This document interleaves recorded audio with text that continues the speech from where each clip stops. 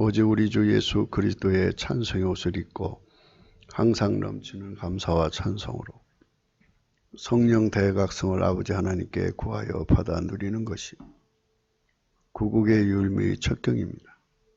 제목, 주 예수 그리스도께 넘치는 감사와 찬송으로 성령 각성을 구해 예수 고품 목마름으로 기름 부음 받아 순종하는 것이 구국이다.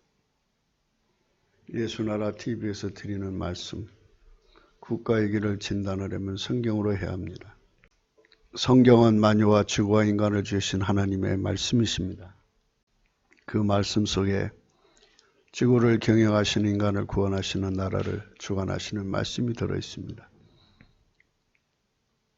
그 말씀을 찾아내어 그 저울에 달아 진단해야 합니다. 그 때문에 예수나라 TV는 하나님의 진단 저방을 오직 성경에서만 찾습니다. 오직 예수 그리스도를 믿는 분들은 하나님의 방법으로 애국구국을 해야 합니다. 성령으로 듣고 깨닫고 아멘으로 하답하시는 분들은 구독을 꾹 눌러주십시오. 전도와 구독의 알림과 좋아요를 눌러주시고 댓글로 하답 환영합니다. 성령 통치와 하나님 본질 통제라는 표현에 생소하신 분들에게 드리는 우리의 해설, WCC가 성령을 모독한 연구로 우리는 성령의 통치라고 강조했습니다. 성령의 인도하심을 계시 꿈과 환상 나름 연적 고통으로 몰아가는 분들 때문에 삼위일체 하나님은 한 번일이심을 강조하고 요한일서를 강조하며 하나님의 본질의 통제 곧 아가페 사랑의 통제를 받아야 성령의 통치임을 강조하는 것입니다. 잠언서 9장 8절입니다. 거만한 자를 책망하지 말라. 그가 너를 미워할까 두려우니라. 지혜 있는 자를 책망하라. 그가 너를 사랑하리라. 거만한 자들이란 주 예수 그리스도께 경배와 찬송과 감사와 순종을 드리기를 거부하는 자들입니다. 그들은 인간의 힘을 광신, 과신, 맹신하는 자들입니다. 그들이 마음을 주 예수 그리스도에게서 떠나 육체의 힘의 결속을 강조합니다. 육체를 신뢰하는 것이 그들의 종교 곧 인본주의입니다. 어제는 거만한 자에 대해서 자기 지식 안에 갇혀서 더 높고 깊고 길고 넓은 세상을 인정치 않는다. 유아 독전식 사고방식을 가진 자들이다. 마음의 문을 닫고 더 높고 깊고 넓고 길고 큰 지식의 세상을 또는 영계 지혜의 세상을 인정치 않는다. 그들은 자화자찬을 좋아한다. 아첨과 아부가 그들의 친구가 될 망정 진정한 충고, 책망, 훈계는 그들의 친구가 될 수 없다. 도리어 미워하는 경향이 강하다는 말씀을 생각했습니다. 그러니까 자화자찬의 반대가 예수 그리스도에 대한 찬송과 감사와 경배입니다. 순종이고요. 그러니까 거만한 자들의 친구는 아첨과 아부고 예수님을 사랑하는 자들의 친구는 예수님께 감사와 찬송과 경배와 순종, 곧 찬송의 옷을 입고 범사에 감사하는 자들입니다. 예수님께 넘치는 감사와 찬송하는 자들이죠.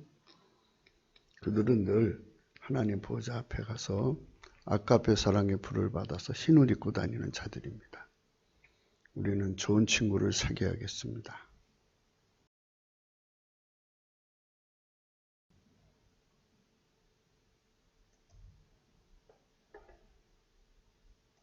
잠언서 9장 8절입니다. 거만한 자를 책망하지 말라. 그가 너를 미워할까 두려우니라. 지혜 있는 자를 책망하라. 그가 너를 사랑하리라. 이 말씀이 오늘 생각해야 할 말씀입니다. 하나님께서 인간을 완전체로 만든 게 아니라 예수 그리스도가 없이는 살아갈 수 없는 이런 존재로 만드신 겁니다. 인간은 독립될 수가 없고 자력갱생이 불가능합니다.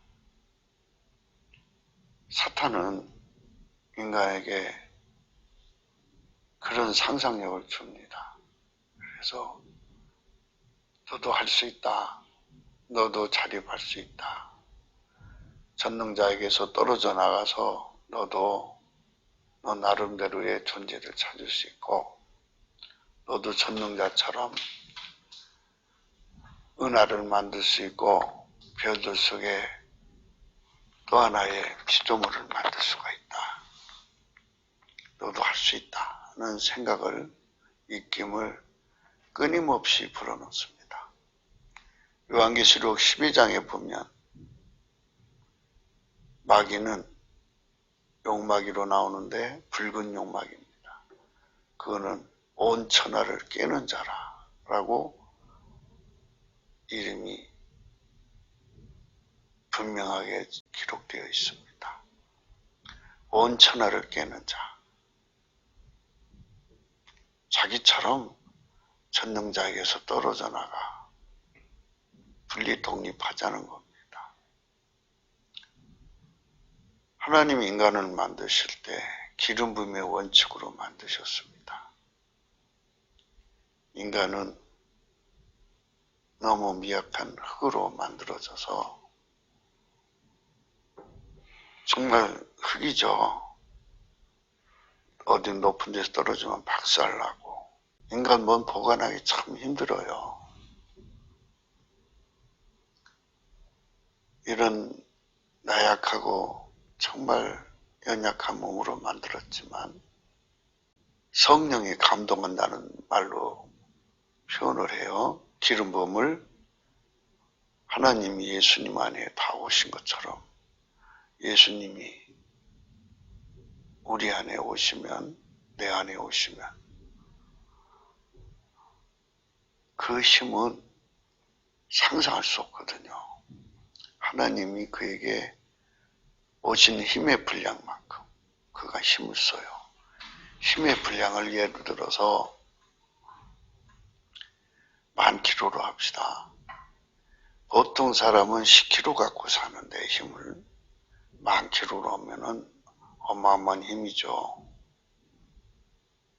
어떤 사람에게 1억 kg로 가지고 오셔서 그 사람의 육체를 사용하는 겁니다. 이렇게 하나님의 기름 부음의 분량에 따라서 그 사람이 큰 힘을 갖습니다. 그렇게 만들어 놨기 때문에 인간은 연약해도 문제없어요. 예수 고품과 갈증만 강하게 가지면 넘치는 감사와 찬송을 하게 되거든요. 넘치는 감사와 찬송을 하면 예수 고품과 갈증이 무한대로 나와요. 무한대란 말을 써서 죄송합니다. 하나님이 그렇게 다음 없이 나오게 한다 이거예요. 예수 고품과 갈증은 성령의 각성으로 오죠. 성령의 각성은 예수 고품 갈증을 갖게 하고 예수 고품 갈증은 주 예수께 넘치는 감사와 찬송을 하게 돼요. 성령의 각성은 절대로 육체를 자랑하지 않습니다. 육체를 신뢰하지도 않아요. 인간을 구원하시는 구원이 인간의 몸에서 나노 100분의 1도 안 나와요. 1나노. 티끌만큼도 안 나온다고요. 눈곱만큼도 안 나와요. 인간의 육체에게는 구원이 없어요. 사람들이 인간을 초인이라든지 거인이라든지 대인이라든지 뭐 이런 그 이름을 붙여주거든요. 화려하죠. 참 그런 이름을 붙여줄 정도라면 닉네임으로 대단하죠. 하지만 지옥의 영웅은 될 수 있어도 천국의 영웅은 안 돼요. 인간 세계의 초인들, 이 사람들은 하나님의 기름 부음으로 된 게 아니거든요. 지구상에 많은 리더십들이 있었어요. 느부갓네살 왕이 그 중에 하나거든요. 바벨탑 쌀 때는 니물롯이죠. 그렇게 어마어마한 힘을 인간 중에 가져서 그 힘으로 조직을 만들어서 하나의 언어로 하나처럼 움직이게 하는 힘을 가지고 바벨론 제국을 세운 것이죠. 그는 자기가 유아독전이 되었어요. 사탄에게 완전히 미혹된 세상이죠. 바벨론 세상은 사탄의 제국입니다. 그들은 마귀에게 완전히 속은 거죠. 그렇게 해서 아마 성경에 기록된 대로라면 지구상에서 제일 큰 왕국, 강대한 왕국을 세운 거예요.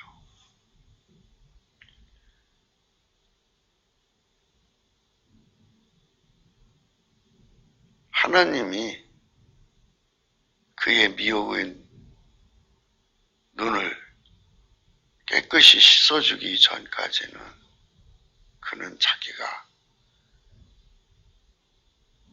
참 천상천하라고 그랬죠. 유아독전으로 자타가 인정하는 그러한 위치에서 자기 독백이 나오는 그 시점에 이제 말하자면 이 큰 성, 이 바벨론 도성이 나의 능력, 나의 힘으로 지은 게 아니냐 이렇게 하면서 이제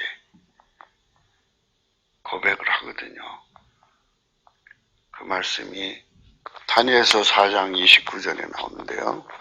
12달이 지난 후에 내가 바벨론궁 지붕에서 거닐세 나 왕이 말하여 가로되 이 큰 바벨론은 내가 능력과 권세로 건설하여 나의 도성을 삼고 이것으로 내 위엄의 영광을 나타내는 것이 아니냐 하였더니 이 말이 오히려 나 왕의 입이 있을 때 하늘에서 소리가 내려 가로되 느부갓네살 왕아 내게 말하노니 나라의 위가 내게서 떠났느니라. 29절 다시 읽겠습니다. 12달이 지난 후에 내가 바벨론궁 지붕에서 거닐세 나 왕이 말하여 가로되 이 큰 바벨론은 내가 능력과 권세로 건설하여 나의 도성을 삼고 이것으로 내 위엄의 영광을 나타내는 것이 아니냐. 내가 능력과 권세로 나의 도성을 내 위엄과 영광 이렇게 나 왕이 하면서 나자가 하나, 둘, 셋, 네 번씩이나 강조를 합니다. 유아독전에 나가 된 거죠. 하나님께서 사랑이시기 때문에 미혹에 빠진 자를 건져주기를 원하시기 때문에 하나님께서 급히 천사를 보내서 그에게 하나님의 빛을 전달합니다. 이 말이 오히려 나 왕의 입에 있을 때 하늘에서 소리가 내려 가로되 여기서 나 왕의 입에 있을 때 나까지 포함하면 5번이 됩니다. 나자가 하늘에서 소리가 내려 가로되 느부갓네살 왕아 내게 말하노니 나라의 위가 내게서 떠났느니라. 내가 사람에게서 쫓겨나서 들짐승과 함께 거하며 소처럼 풀을 먹을 것이요 이와 같이 7대를 지내서 지극히 높으신 자가 인간 나라를 다스리시며 자기의 뜻대로 그것을 누구에든지 주시는 줄을 알기까지 이르리라 하더니 7대를 연단을 주는 겁니다. 그의 눈의 미혹을 베끼기 위해서 7대가 필요했던 겁니다. 그 동시에 이 일이 나 느부갓네살에게 감으로 내가 사람에게 쫓겨나서 소처럼 불을 먹으며 몸이 하늘이 이슬해졌고 머리털이 독수리 털과 같았고 손톱은 새 발톱과 같았었느니라. 그 기한이 참에 나 느부갓네살이 하늘을 우러러 보았더니 내 총명이 다시 내게로 돌아온지라. 이에 내가 지극히 높인 자에게 감사하며 영생하신 자를 찬양하고 존경하였노니 그 권세는 영원한 권세요 그 나라는 대대이리로다. 땅의 모든 거민을 없는 것 같이 여기시며 하늘의 군사에게든지 땅의 거민에게든지 그는 자기 뜻대로 하시나니 누가 그의 손을 금하든지 혹시 이르기를 내가 무엇을 하느냐 할 자가 없도다. 그 동시에 내 총명이 내게로 돌아왔고 또 내 나라 영광에 대해서도 내 의영과 광명이 내게로 돌아왔고 또 나의 모사들과 관원들이 내게 조회하니 내가 내 나라에서 다시 세움을 입고 또 지극한 위세가 내게 더하였느니라. 그러므로 지금 나 느부갓네살이 하늘의 왕을 찬양하며 칭송하며 존경하노니 그의 일이 다 진실하고 그의 행하심이 의로우심으로 무릇 교만하게 하는 자를 그가 능히 낮추심이니라. 나를 버리고 하나님을 찬양하는 것, 예수 그리스도를 찬양하는 것이 곧 성령의 각성입니다. 하나님의 성령의 각성을 받으면 우리 눈이 떠져서 예수 그리스도에 대해서 진실로 찬송하고 감사하는 자가 됩니다. 이렇게 하나님께 감사하고 찬양하도록 성령의 등불빛 가운데 다니는 사람이 되는 것. 그가 어떤 신분이든지 종이든지 이처럼 신분이 높은 왕이든지 간에 주 예수 그리스도께 넘치는 감사와 찬송을 하는 자들은 다 성령의 각성 가운데 있는 자들입니다. 사람들이 성령에 충만한 상태를 다른 방언으로 말하는 것으로 생각하고 있습니다. 그런데 성령이 임하시면 반드시 예수님을 높이는 찬양이 되게 되어 있습니다. 사도행전 10장 45절에요. 베드로와 함께 온 할례 받은 신자들이 하나님을 높인다는 것은 찬송의 옷을 입었다는 것이거든요. 찬송의 옷을 입어야 됩니다. 인간의 의지적으로 하나님을 찬송하는 건 한계가 있어요. 그러니까 인간은 모든 상황과 모든 일을 범사를 극복할 힘이 없어요. 그러나 성령은 전지전능하시니까 무슨 일을 만나든지 만사형통을 하시는 분이기 때문에 그분이 통치를 해주시면 되거든요. 그래서 성령에게는 인간이 순종하기를 바라거든요. 그 순종을 순응이라고 하는데 밀가루 3마리라고 해요. 성령이 가자는 대로 인간이 가야 되는데 자기 주장, 고집, 염려, 근심, 걱정이 눌려있으면 움직이지 않지 않습니까? 그래서 성령이 하나님 보좌 앞으로 끌어가려면 인간의 육성이 강하게 거부하고 반대를 하거든요. 그래서 성령이 데리고 가실 때는 찬송의 옷을 입혀요. 근데 찬송의 옷을 처음부터 입히는 게 아니라 넘치는 감사를 토대로 해서 감사를 하면 그 운전대를 하나님 앞에 그 운전대를 예수님 앞에 다 바치는 거예요.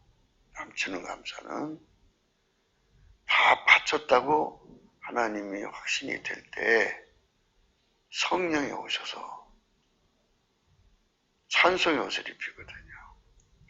찬송의 옷을 입으면 그 사람은 이제 밀가루 새말 같아요. 그래서 성령이 그 사람을 등에 업고 지극히 거룩하신 하나님 앞에 세우거든요. 예수 그리스도가 그 우편에 계신 그 영광스러운 보좌 앞에 세우는 거예요. 그게 마음을 세우는 거죠. 거기서 이제 하나님을 만나고 거기서 예수 그리스도로 말미암아서 불로 연다는 금을 사고 거기서 흰옷을 사서 부끄러운 수치를 보지 않게 하고 거기서 안약을 사서 발로 보게 하고 거기서 예수님과 경제 공동체가 되어서 이제 성령의 수레 타고 또 내려오거든요. 성령으로 운행하는 거죠. 그래서 찬송의 옷을 어쩌다 한 번씩 입는 거 말고 항상 입는 거. 항상 입으려면 성령의 감화를 받아서 넘치는 감사가 완전히 이제 길들여져야 돼요. 어떤 상황에도 그 속에서는 감사밖에 안 나와야 돼요. 그런 사람은 항상 찬송의 옷을 입고 하나님 뜰에 거하죠. 시편 100편을 자세히 보면 감사함으로 그 문에 들어간다고 그랬고 찬송으로 그 궁전에 들어간다고 그랬어요. 그래서 감사는 그의 이름에 대한 감사, 예수 그리스도께 대한 감사는 하나님 안으로 들어가도록 예수의 만문을 여는 데 역할을 하는 거고 열리면 그 안에서 예수의 얼굴빛이 그 심령에게 비춰져서 빛과 진리가 돼가지고 그 심령을 감싸요. 감싸면서 찬송의 옷을 입혀서 그를 성령이 데리고 이제 하나님 보좌 앞에 세우는 거예요. 가뭄이 오는 해에도 내년도는 어마어마한 가뭄이 몰려온다고 그러죠. 그게 한 3년 간다는 말도 있어요. 그 어마어마한 가뭄에 지금 이제 자영업자들이 있잖아요. 10명 중에 9명은 다 문 닫았다고 그래요. 한 명만 남았다는데 그나마도 이제 내년에 가면 더 경기가 무너져서 아득한 세월을 이제 보내야 된다 그러는데 그럴지라도 찬송의 옷을 입은 사람들은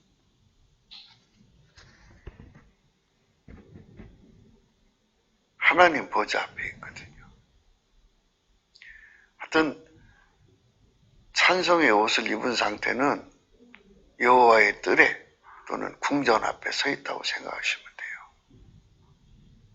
그래서 우리가 찬송의 옷을 반드시 입어야 합니다.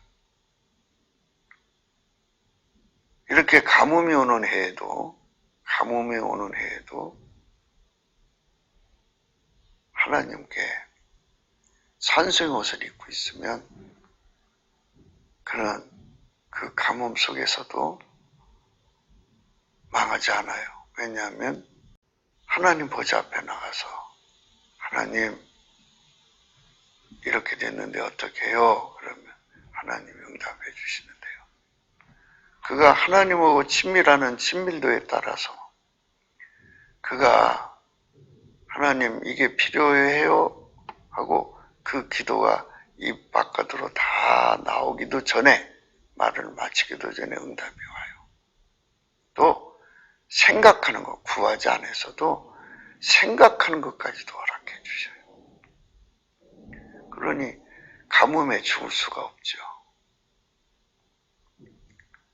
그러나 평소에 찬송의 옷을 입지 않고 다니는 사람들은 이제 그 가뭄이 오면 무조건 감사해야 되거든요.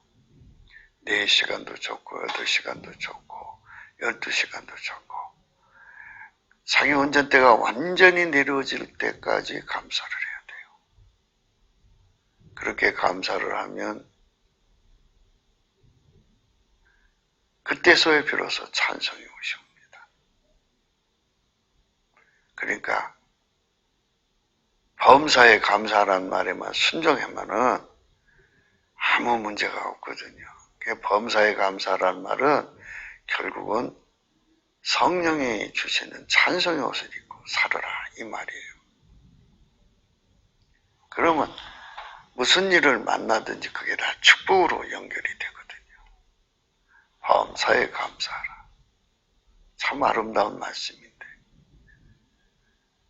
우리가 말씀을 무시하는 경향이 있어요, 인간이. 이렇게 해서 하나님께 항상 감사하고 찬송하는 체질로 굳어지는 사람은 뭐와 같다고 하냐면 하나님 보좌의 뿌리를 많이 더 깊이, 더 넓이, 더 길게 많이 내리는 사람과 같다. 이렇게 볼 수가 있어요. 그래서 가뭄이 와도 하나님 어떻게 해요? 그러면 이렇게 해라는 지시가 내려오거든요. 우리가 성경에서 봤듯이 하나님이 말씀으로 만물을 만드셨죠. 예수님 오셔서도 이 땅의 병자들이나 문제들을 말씀으로 해결하셨잖아요. 보좌에서 내려오는 말씀은 만우를 경영하는 말씀이에요. 이 땅에서 대통령을 악망하는 이유들은 뭐냐면 대통령은 행정권이 있고 군사발동권이 있고 경찰을 부리는 권한이 있고 뭐 여러 가지 인적 조직을 자유자재로 법에서 허용되는 만큼은 부리는데 초법적인 자들은 그 이상도 부리더라고요. 대통령이 뭘 지시하면 그를 섬기는 손길이 수없이 많지 않습니까? 하나님이 전지전능하셔서 말씀의 권능이 크다는 면을 두 가지로 생각하셔야 됩니다. 말씀 그 자체가 창조하는 것과 말씀이 만든 조직이 공장처럼 가동되는 것과 이거를 생각하시면 돼요. 하나님께서 천사들을 무수하게 만들어 놨어요. 인간도 비행기 만들고 인간도 이런저런 거 다 만드는데 하나님은 무한하신 분인데 어마어마한 천사들을 만들어 놓은 거예요. 인간의 머리로 상상할 수 없는 천사들을 만들어 놓으시고 그거 만들어내라, 그거 가져와라 그러시면 그들이 가져와요. 물론 그들에게 독립적 존재로서 그런 걸 만들게 하신 게 아니죠. 그리스도는 만유시고 만유 위에 계시고 만유 안에 계시고 만유를 통일하시는 거예요. 그들 속에 다 예수님이 들어가셔서 기름 부음이니까요. 그들을 통해서 그걸 만드시는 거예요. 사람이 연장을 만들어서 연장을 사용한다고 생각하시면 돼요. 어려울 거 없어요. 아주 쉬운 거예요. 연장이 자동차를 만들어주나요? 사람이 만들죠. 똑같은 거예요. 하나님께서 상상할 수 없는 연장 구실을 하는 천사들을 다 만들어 놓고 하나처럼 부리는 거예요. 말씀에 그대로 순응하는 시스템을 만든 거, 그거 하나 하고요. 또 하나는 하나님 자체가 말씀이 곧 창조예요. 이 두 가지를 다 공이 내포한 말씀입니다. 하나님께서 당신의 보좌 앞에 나오는 자들에게 문제 해결을 주거든요. 거만한 자라는 말은 하나님께 감사와 찬송을 안 하는 자들로 생각하시면 돼요. 하나님께 감사와 찬송을 해야 되는데 그 찬송을 안 하고 자기 자랑, 자기 과신에 빠진 거죠. 거만한 자를 책망하지 말라. 그가 너를 미워할까 두려우니라.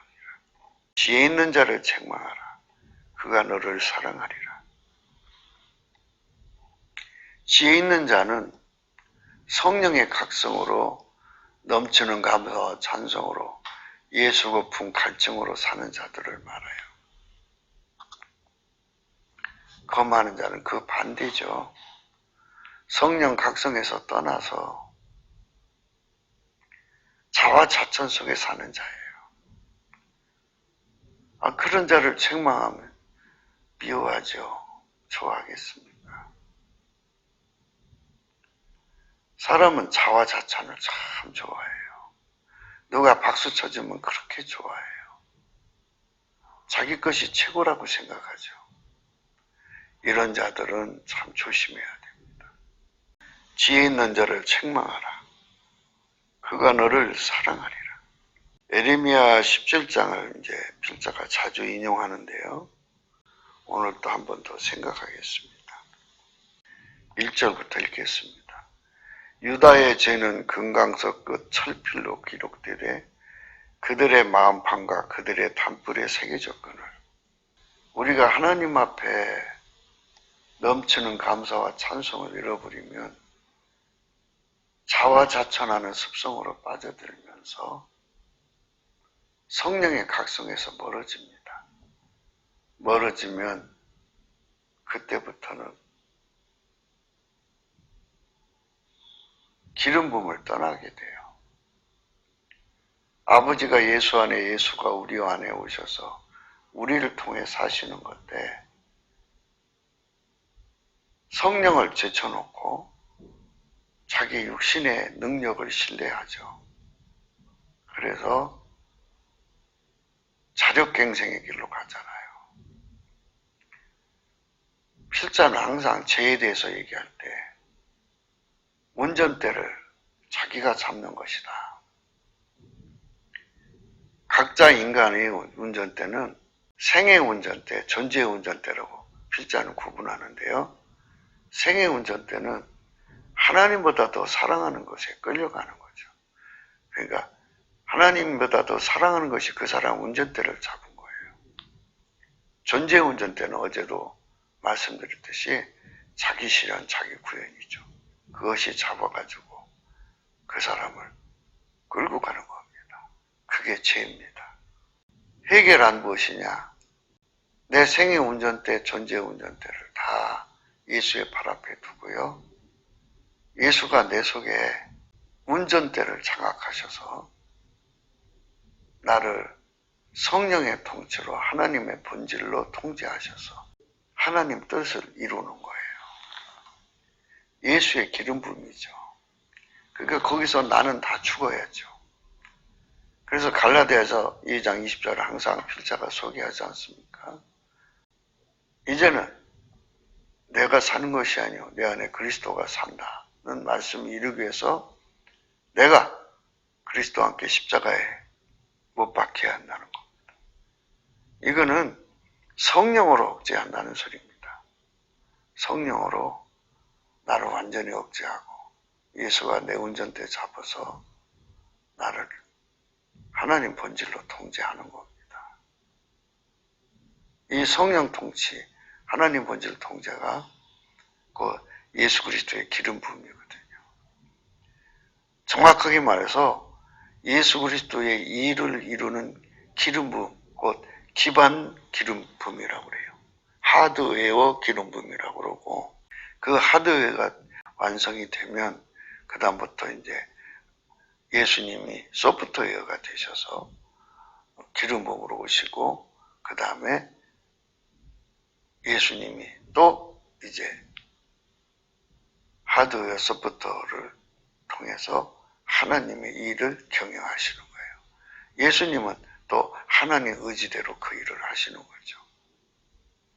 이렇게 살아야 하나님 앞에 죄에서 벗어난 거예요. 물론 이제 죄 용서로 해서 속죄를 받은 것도 죄에서 벗어난 거지만, 회개하고 돌아와서 완전히 이제는 하나님의 의만 행하는 사람이 되는 거죠. 들에 있는 나의 사나 내 온 지경의 죄로 인하여 내가 내 재산과 내 모든 보물과 산당들을 노력을 당하게 하리니, 내가 내게 준 내 기업에서 내 손을 뗄 것이며, 또 내가 너로 너희 알지 못하는 땅에서 내 대적을 섬기게 하리니, 이는 너희가 내 뇌로 맹렬케 하여 영영이 타는 불을 일으켰음이니라. 예수께 대하여 넘치는 감사와 찬송을 하도록 성령 각성을 잃어버리면 미혹을 받아서 미혹에 칩니다. 미혹에 치면, 미혹을 이기지 못하면 귀신에게 끌려가죠. 귀신에게 끌려가서 말 못하는 우상 숭배에 빠지게 됩니다. 그러면 옛날 생활은 똑같아져요. 하나님보다 더 사랑하는 것이 생겨서 거기에 마음 뺏겨서 살죠. 그리고 자기를 찾기 위해서 끊임없이 자기를 찾아야 되니까 자기 구현을 하는 거예요. 그 생존의 운전대로 인생을 허비합니다. 그러면 그런 사람을 통해서 하나님 뜻을 이룰 수가 없잖아요. 하나님 꿈을 이루려면 넘치는 감사와 찬송으로 길들여진 사람 통해 하는 거예요. 그래서 다윗을 만남에 내 마음이 합한 자라,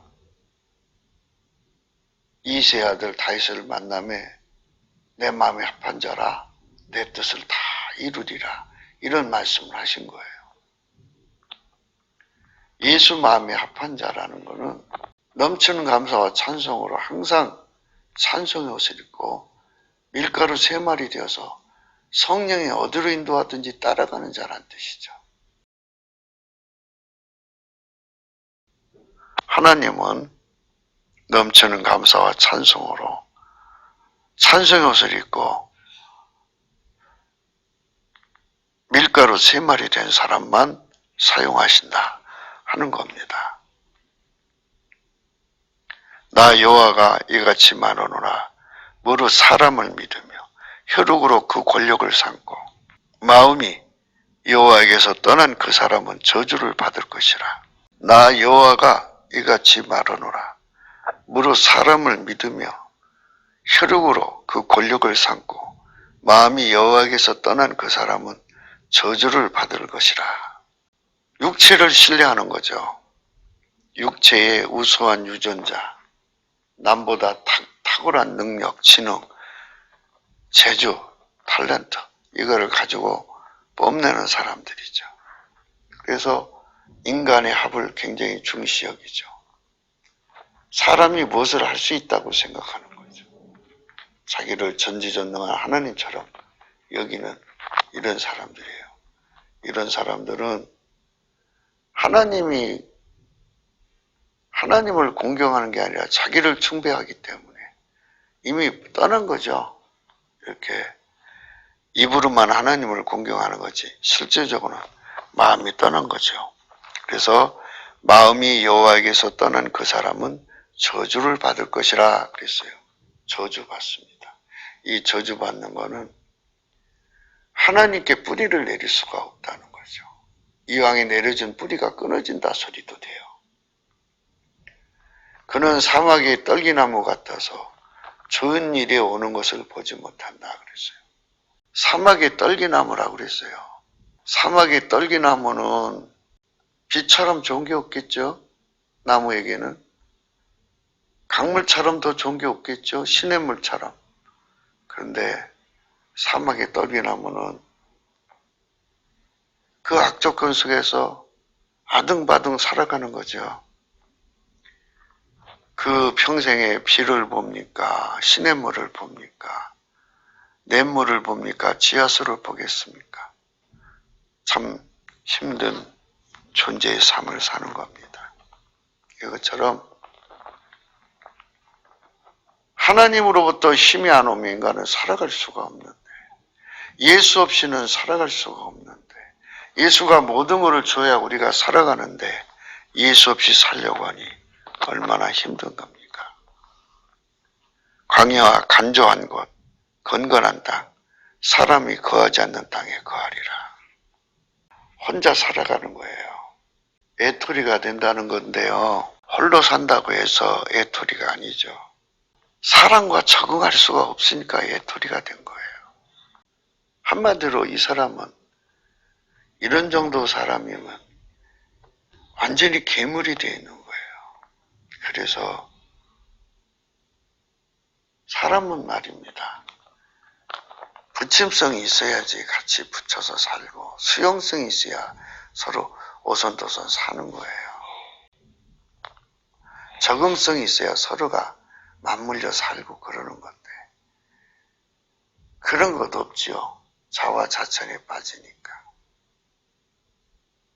자기가 최고라고 생각한 사람들은 항상 그렇습니다. 그러나 무릇 여호와를 의지하며 여호와를 의뢰하는 그 사람은 복을 받을 것이라. 그러나 무릇 여호와를 의지하며 여호와를 의뢰하는 그 사람은 복을 받는다. 그게 뭐냐 이겁니다. 의지가 뭐고 의뢰가 뭐냐 이겁니다. 그는 물가에 심겨온 나무가 그 뿌리를 강변에 뻗치고 더위가 올지라도 두려워 아니하며 그 입이 청청하며 가뭄을 해도 걱정이 없고 결실이 그치지 아니한 같으리라. 영원하신 12절 읽겠습니다. 영원하신 보좌여 원시부터 높이 계시며 우리의 성소이시며 이스라엘의 소망이신 여호와여 무릇 주를 버리는 자는 다 수치를 당할 것이라. 무릇 여호와를 떠나는 자 마음으로 몸으로 떠나는 자는 흙의 기록이 되오리니 이는 생수의 근원이신 여호와를 버림이니라. 가뭄에 오는 해에도 문제가 없다고 말씀 8절에 나와 있죠. 그는 물가에 심기운 나무가 그 뿌리를 강변에 뻗치고 더위가 올지라도 두려워 아니하며 그 입이 청청하며 가무는 해도 걱정이 없고 결실이 그치지 아니한 같으리라. 이처럼 여호와를 의지하고 의뢰하는 자가 되라는 건데 그 의지와 의뢰가 뭐냐 이겁니다. 그래서 14절에 에리면은 말하고 있습니다. 여호와여 주는 나의 찬송이오니 나를 고치소서 그리하시면 내가 낫겠나이다. 나를 구원하소서 그리하시면 내가 구원을 얻으리이다. 문맥상으로 볼 때 여호와를 의지하고 의뢰한다는 말은 찬송의 옷을 입었다는 뜻입니다. 여호와여 주는 나의 찬송이시오니 나의 찬송이 예수님이 내 속에 들어와 나의 찬송이 되어줬다는 겁니다. 그리고 예수님을 나를 통해서 하나님을 찬송한다 이 소리입니다. 여호와여 주는 나의 찬송이시오니 나를 고치소서 그리하면 내가 낫겠나이다. 나를 구원하소서 그리하시면 내가 구원을 얻으리이다. 어젯밤에 많은 성도님들이 광원 광장, 이승만 광장에서 밤새도록 찬양을 했습니다. 정말 이 절망의 때에 하나님 앞에 찬송한 그 찬송 하나님께서 귀하게 여기셨을 겁니다. 우리는 밤새도록 성도들에게 기도를 시키고 찬송을 시킵니다. 그 결과가 하나님 보좌하고 연결이 되지 않는다면 노력 낭비죠. 참 아픈 겁니다. 밤새도록 찬양했는데 하나님이 안 받으신다면 얼마나 헛수고겠습니까? 하나님이 받으셨다면 얼마나 감사한 일이겠습니까? 때문에 우리가 하나님을 섬기면서 참 조심해야 되는 부분들이 헛수고에서 벗어나야 한다는 겁니다. 넘치는 감사와 찬송으로 예수께만 영광을 돌려야 합니다. 인본주의자들은 모든 영광을 사람에게 돌리는 겁니다. 어제 어떤 분의 그 유튜브 제목이 아무개 목사가 기적을 만들었다. 이런 그 타이틀을 봤습니다. 항상 사람들이 생각할 때 예수님이 부활하신 것을 생각하지 못하고 있습니다. 예수님이 한국에다가 당신의 기업, 교회를 방방곡곡에 세우시고 나라가 망하느냐 흥하냐는 상황에서 당신의 산업이 망하느냐 흥하느냐는 그 상황에서 어떻게 남일처럼 보고 계시겠습니까? 그분도 우리 국민의 일원이 되셔서 우리 함께 이 나라 살리는 길을 이끌어 가시는 거죠. 그분도 어제 같이 오셔서 찬송하셨고 같이 하나님 앞에 기도하셨을 겁니다. 그분은 항상 성실하시기 때문이죠. 우리는 항상 무슨 말을 하든지 예수께만 영광을 돌려야 합니다. 사역자는 아무것도 아닙니다. 사역자가 대단해서 그 일을 한 것이라면 그것은 하나님께 밤새도록 죄진 겁니다. 예수 그리스도가 기름 부어져서 그 일이 된 거면 밤새도록 하나님께 영광을 돌린 겁니다. 앞으로도 타이틀을 그런 식으로 쓰면 안 됩니다.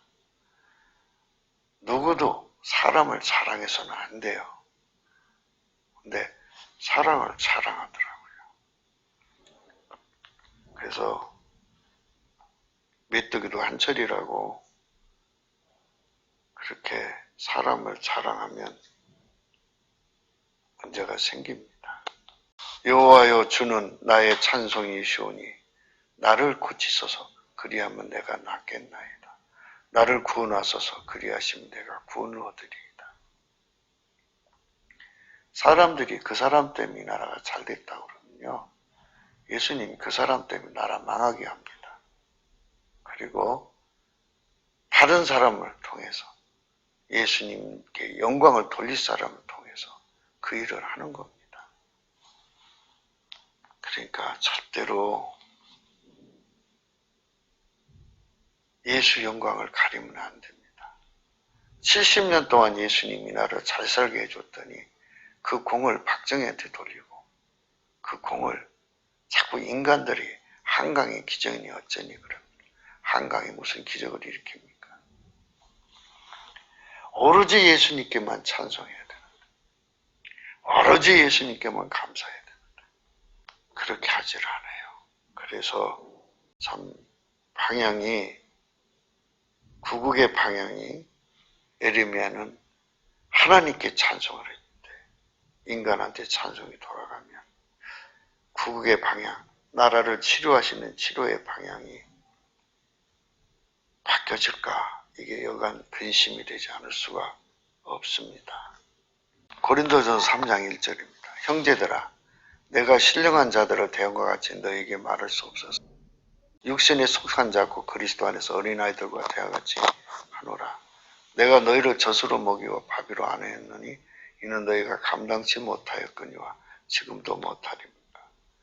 너희가 아직도 육신에 속한 자로다. 너희 가운데 시기와 분장이 있으니 어찌 육신에 속하여 사람을 따라 행함이 아니리요. 어떤 이는 말하되 나는 바울에게로 하고 다른 이는 나는 아볼로에게로 하니 너희가 사람이 아니리요. 그런즉 아볼로는 무엇이며 바울은 무엇이뇨.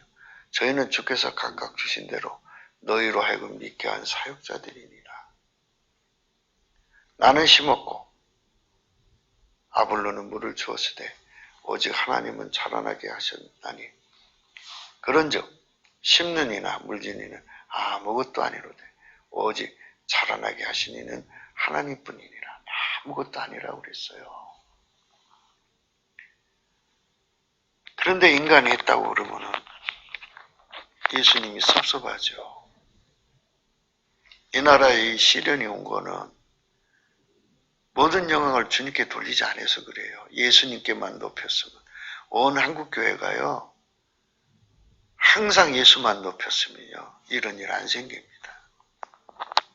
성령 각성을 잃어버렸기 때문에 넘치는 감사와 찬송을 하지 않으면 성령 각성에서 멀어지고 성령 각성에서 멀어지면 미혹의 역사에서 빨갱이 마귀가 전 한국을 덮는 거잖아요.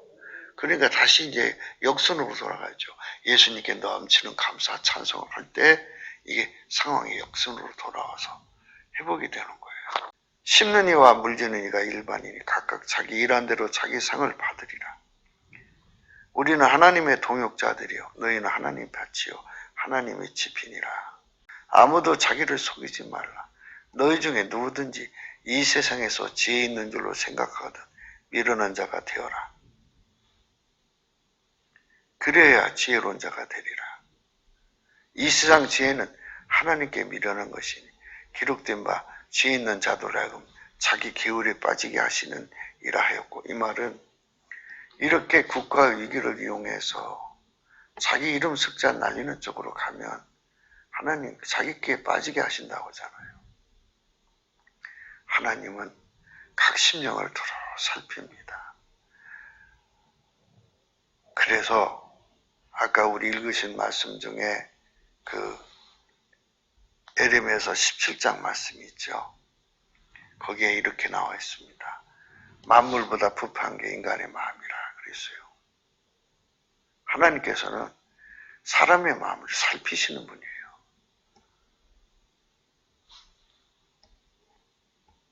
또 주께서 지혜 있는 자들의 생각을 헛것으로 하신다 하셨느니라. 그런즉 누구든지 사람을 자랑하지 말라. 만물이 다 너희 것임이니라. 바울이나 아볼로나 게바나 세계나 생명이나 사망이나 죽은 것이나 장래 것이 다 너희 것이요 너희는 그리스도 것이요 그리스도는 하나님 것이니라. 최고는 하나님 것이잖아요. 인간 것이 아무것도 없다. 다 하나님 주셔서 했다 소리예요. 그럼 예수님께 영광이 돌아가야지 왜 사람에게 영광을 돌려? 이러면서 17장 9절입니다. 만물보다 거짓되고 심히 부패한 것은 마음이라. 누가 능히 이를 알리오마는 나 여호와는 심장을 살피며 폐부를 시험하고 각각 그 행위와 그 행실대로 부응하나니 불의로 치부하는 자는 사고새가 낫지 아니하는 품 같아서 그 중년에 그것이 떠나겠고 필요한 어리석은 자가 되리라. 영광을 다 도둑질하고요. 도둑질하면 하나님을 떠난 거죠. 그 자는 그 이름이 땅에 기록돼요. 영원하신 보좌요 원시부터 높이 계시며 우리의 성소이시며 이스라엘의 소망이신 여호와요 무릇 주를 버리는 자는 다 수치를 당할 것이라. 무릇 여호와를 떠난 자는 흙에 기록이 되어오리니 이는 생수의 근원이신 여호와를 버림이니이다. 여호와여 주는 나의 찬송이시오니 나를 고치소서. 그리하시면 내가 낫겠나이다. 나를 구원하소서. 그리하시면 내가 구원을 얻으리이다. 예, 찬송만이 예수 그리스도께 대한 찬송, 그러니까 이 찬송은 찬송의 옷을 성령으로 부르는 거죠. 입어가지고. 그러니까 넘치는 감사와 찬송만이 이 나라를 살리는 길인 것을 직시하셔야 됩니다. 예수께 찬송입니다. 이후부터는 누구 때문에 나라가 건져졌다 이런 말 하면 안 됩니다. 그 헛된 영광을 구하고요. 괜히 아직 이 부분에 자유를 못 얻은 사람과 깨달음을 못 얻은 사람에게 격동해서 헛된 영광을 구해갖고 예수 그리스도가 원하는 탄압을 해하고 깨치는 경우입니다.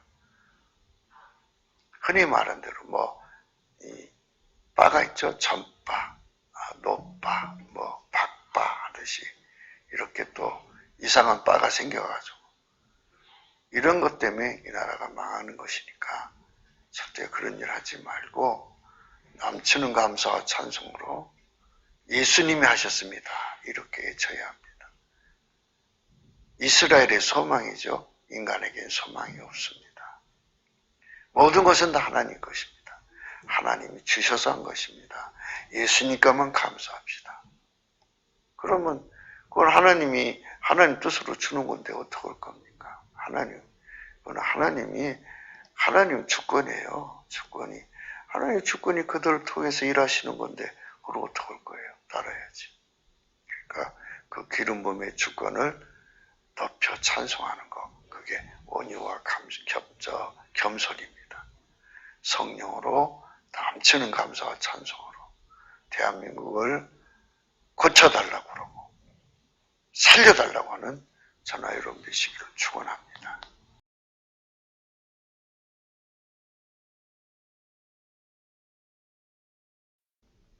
우리 국가는 주 예수 그리스도께 찬송해야 고쳐지고 구원을 받습니다. 정확하게 말해서 넘치는 감사와 찬송으로 예수님 보좌 앞으로 나가서 찬송의 옷을 입고 나가는 거죠. 그에게 흰옷을 사서 입고 안약을 싸서 발라보고 불로 연다는 금을 사서 부유하게 해서 예수와 경제 공동체가 되어야 그분에게 밀가루 쇠말처럼 성령이 하자는 대로 할 때 이 나라가 고쳐지고 구원을 얻습니다. 그런 교회로 성령 안에서 거듭나야 되고 새로워져야 합니다. 어제 모여서 기도했는데 그 길로 가는 회개의 시작이기를 바랍니다. 주 예수만 이 나라를 살리는 유일무이 권능이시기 때문입니다. 하지만 사람들은 한강의 기적이니 박정희 신앙이 하는 짓을 합니다.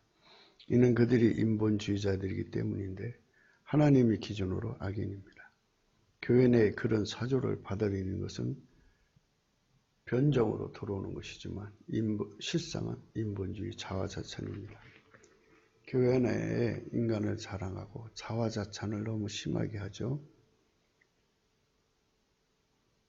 심하게 하지 않아도 티끌만큼 해도 그거는 성령이 기뻐하지 않습니다. 절대로 인간은 자랑받을 또는 칭찬받을 존재가 못 됩니다. 물론 예수 그리스도 안에서는 자랑해야죠. 이렇게 나는 창녀였는데 예수님이 나를 새롭게 하셔서 의롭게 하셨습니다. 이 예수 자랑이죠.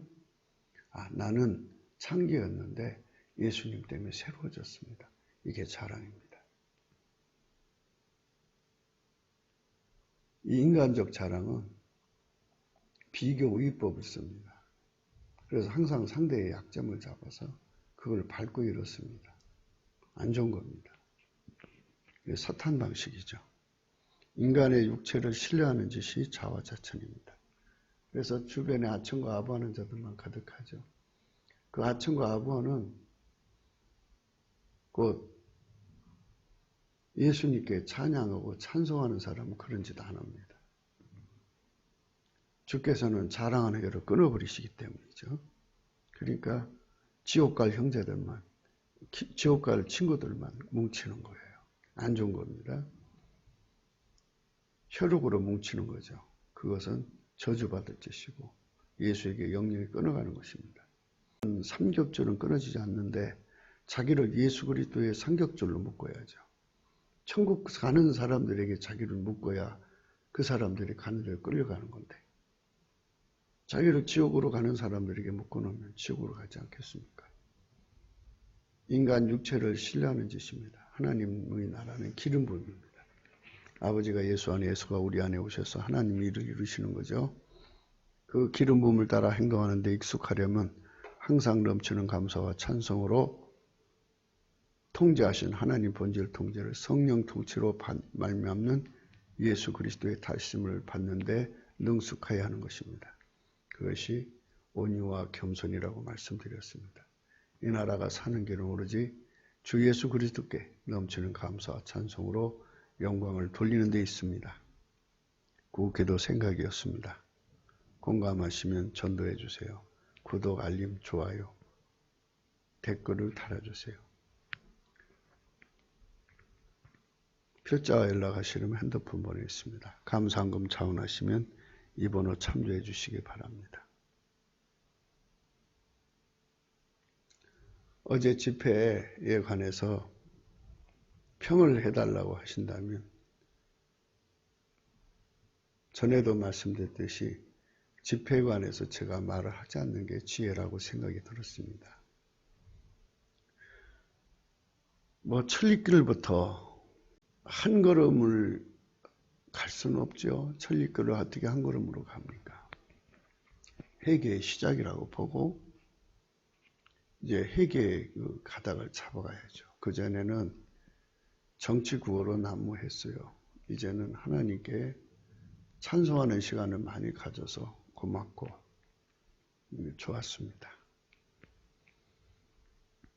넘치는 감사와 찬송만 하는 사회자가 또 여러 연사들이 나와서 중간중간 찬양을